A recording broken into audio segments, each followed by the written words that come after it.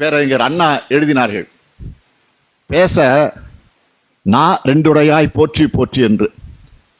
அதை போல 2 நாக்குகள் மட்டுமல்ல 20 நாக்குகளை வச்சிருக்கு அதிமுக. மும்மொழி கொள்கைக்கு எதிர்ப்புன்னு சொல்லுவாங்க, ஆனால் புதிய கல்விக் கொள்கையை ஆதரிப்பாங்க. நீட் தேர்வுக்கு எதிராக தீர்மானம் போடுவாங்க, ஆனால் மத்திய அரசு அந்த சட்டத்துக்கு அனுமதி தர மறுத்தால் அதை எதிர்த்து கேள்வி கேட்க மாட்டாங்க. 7.5% மசோதாவை நிறைவேற்றுவாங்க, ஆனால் ஆளுநரை நாங்கள் வற்புறுத்த மாட்டோம்னு சொல்லுவாங்க. பேரறிவாளர் உள்ளிட்ட 7 பேர் விடுதலைக்கான தீர்மானம் போடுவாங்க, ஆளுநர் அதற்கு கையெழுத்து போடாமல் ஆண்டு கணக்கில் வச்சிருந்தாலும் வாயை திறந்து கேட்க மாட்டாங்க. அண்ணா பல்கலைக்கழகத்தை தமிழக அரசு கிட்ட இருந்து பறிச்சுட்டு போறதுக்கு அனுமதிப்பாங்க, ஆனால் அப்படி அனுமதிக்கலன்னு மழுப்புவாங்க. இந்த ஆண்டே மருத்துவ கல்விகளை பிற்படுத்தப்பட்ட ஒரு இடஒதுக்கீடு தேவைன்னு வழக்கு போடுவாங்க, ஆனால் மத்திய அரசோட ஆலோசனை கூட்டத்தில் அதை சொல்ல மாட்டாங்க. காவேரி ஆணையத்தில் கோரிக்கை வைப்பாங்க, அந்த ஆணையத்தோட அதிகாரம் பறிக்கப்பட்டால் அதை வேடிக்கை பார்ப்பாங்க. இப்படி எடப்பாடி பழனிசாமிக்கு 2 நாட்கள்ல 20 நாக்குகள். இவை எல்லாமே தமிழ்நாட்டுக்கு துரோகம் பண்றதற்காக மட்டுமே பயன்படுத்தப்படுது. சமூக நல்லிணக்கத்தையும் சட்ட ஒழுங்கையும் சீர்குலைக்கிற நோக்கத்தோடு மதவாத சக்திங்க நடத்துகிற ஊர்வலத்துக்கு அனுமதி இல்லைன்னு உயர்நீதிமன்றத்தில் மாவீரர்களைப் போல கர்ஜித்த அதிமுக அரசு அடுத்த நாளே மண்டியிட்டு பச்சை கம்பளம் விரிச்சதோட மர்மம் என்ன? அனுமதி இல்ல உண்டுன்னு 2 வேஷத்தையும் ஒரே நேரத்தில் போட்டது பச்சோந்தித்தனம் தானே. எடப்பாடி பழனிசாமி தமிழகத்தை முழுக்க அடமானம் வச்சிட்டாரு. அப்படி அடமானம் வைக்கப்பட்ட தமிழகம் மீட்கப்படணும். முத்தமிழறிஞர் கலைஞர் அவர்கள் தமிழகத்தின் ஒவ்வொரு தரப்பினருக்கும் பார்த்து பார்த்து சலுகைகளை செய்தார்.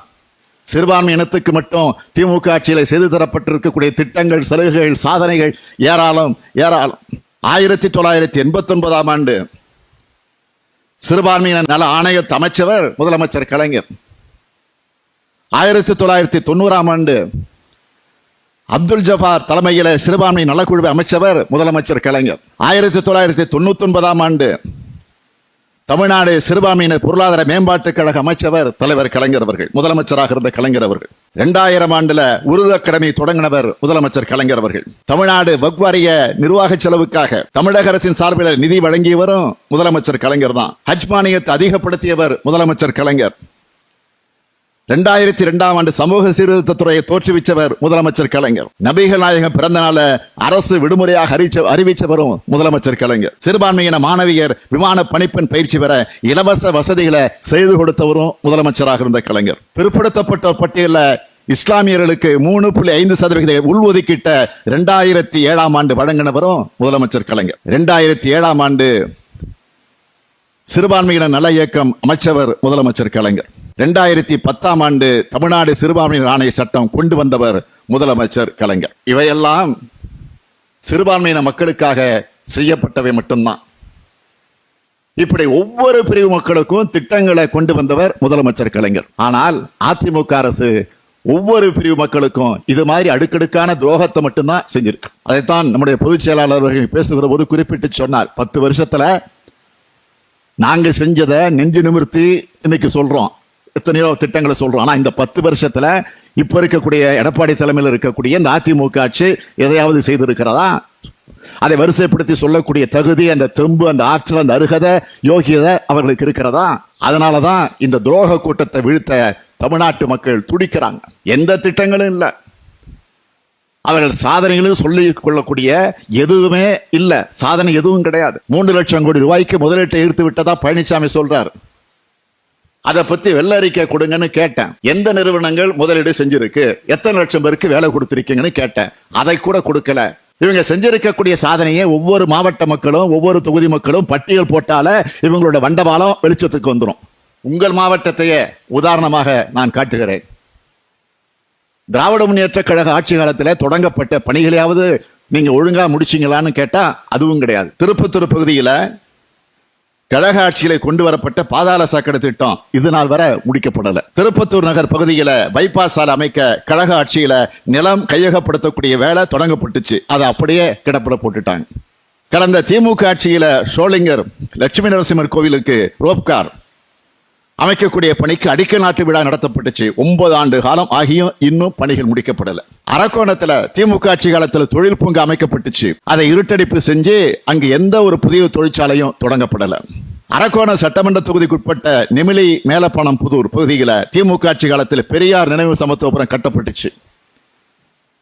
திறப்பு விழாவுக்கு முன்பே ஆட்சி மாற்றம் ஏற்பட்ட காரணத்தால் அடுத்து வந்த அதிமுக ஆட்சி அங்க மின்சாரம், சாலை வசதி போன்ற அடிப்படை வசதி எதையும் செய்து தரல.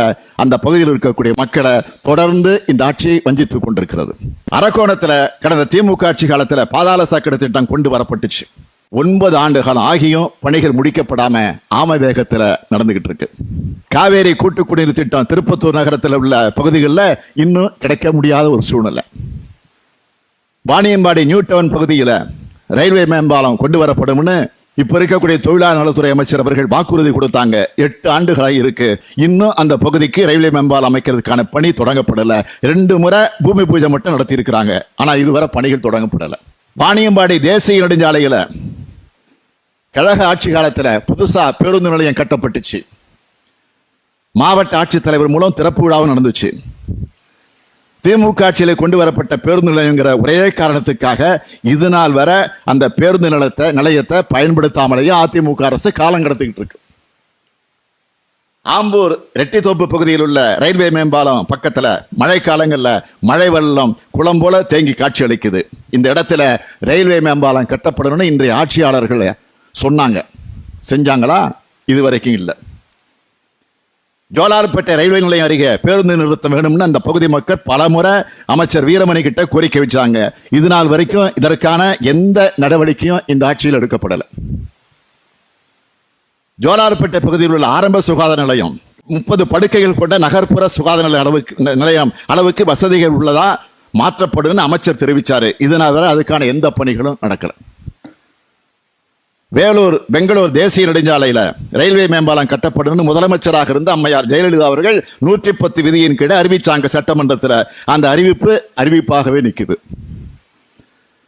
வேலூர் தத்துவாச்சாரிய பகுதியில் தேசிய நெடுஞ்சாலையில தரைப்பாலம், சுரங்க நடைபாதை இவையெல்லாம் அமைக்கிறதுக்காக 2 முறை பூமி பூஜை போட்டு இருக்காங்க. தவிர எந்த பணி நடக்கல. வேலூர்ல போக்குவரத்து நெரிசலுக்கு தீர்வு காணக்கூடிய வகையில சுற்றுவட்டச்சாலை அமைக்கப்படும் சொன்னாங்க. செஞ்சாங்களா? இதுதான் அதிமுக ஆட்சியினுடைய லட்சணம். வேலூர் மாவட்டத்தோட நிலைமையை மட்டும் இங்க நான் சுட்டி காட்டினேன். இப்படித்தான் தமிழ்நாட்டில் இருக்க எல்லா மாவட்டங்களுடைய நிலைமையும் இருந்துகிட்டு இருக்கு. திமுக ஆட்சியில கொண்டு வரப்பட்ட திட்டங்கள் எல்லாத்தையும் நாசம் பண்ணிட்டாங்க. திமுக ஆட்சியில கொண்டு வரப்பட்டது என்பதற்காகவே கிடப்புல போட்டு வச்சிட்டாங்க. புதிய திட்டங்கள் எதையும் கொண்டு வரல. அவங்க கொடுத்த எந்த வாக்குறுதியும் நிறைவேற்றல. இதுதான் கடந்த 10 ஆண்டு கால அதிமுக ஆட்சி. இந்த 10 ஆண்டு காலத்துல தமிழகம் எல்லா வழியிலையும் பின்தங்கி போச்சு.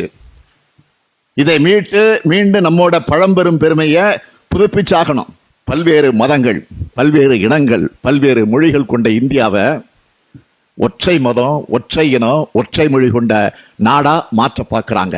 இதை இப்போதே தடுத்தாகணும். இப்போ தடுக்கலைன்னா எப்போவுமே தடுக்க முடியாது. உங்க எல்லாருக்குமே நான் ஒரு அன்பான வேண்டுகோளை முன்வைக்க விரும்புகிறேன். உங்கள் மாவட்டத்தில் உள்ள எல்லா தொகுதிகளையும் வெற்றி பெற்று அதை கொண்டு வந்து உங்கள் திருக்கரங்களினாலே எனது கைகளில் வழங்குங்கள்.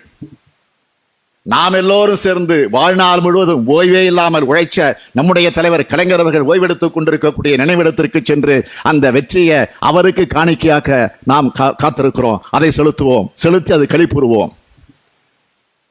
வேலூர் கோட்டையில துப்பாக்கியாலும் வாட்களாலும் புரட்சி நடந்துச்சு. அது ஒரு காலம். இன்று மக்கள் நடத்த வேண்டியது ஜனநாயக புரட்சி. நமது பாதை வேட்டு முறைகள்ல ஓட்டு முறை என்றார் பேரறிஞர் அண்ணா அவர்கள். ஓட்டு முறையால் அதிமுக ஆட்சிக்கு முற்றுப்புள்ளி வைப்போம். தமிழகம் இழந்த பெருமையை மீட்போம். தமிழகத்தில் ஜனநாயக நெறிமுறைகளில் நம்பிக்கையுள்ள ஆட்சியை அமைப்போம். மாநில சுயாட்சி கொள்கை நம்பிக்கையுள்ள கம்பீர ஆட்சியை திமுக சார்பிலே வழங்குவோம். நமது வருங்கால தலைமுறைக்கு சிறந்த வாழ்வு அமைய இந்த சட்டமன்ற தேர்தல் போரை பயன்படுத்திக் கொள்வோம். தமிழகம் செழிக்க, தமிழகம் மீட்போம். நன்றி, வணக்கம்.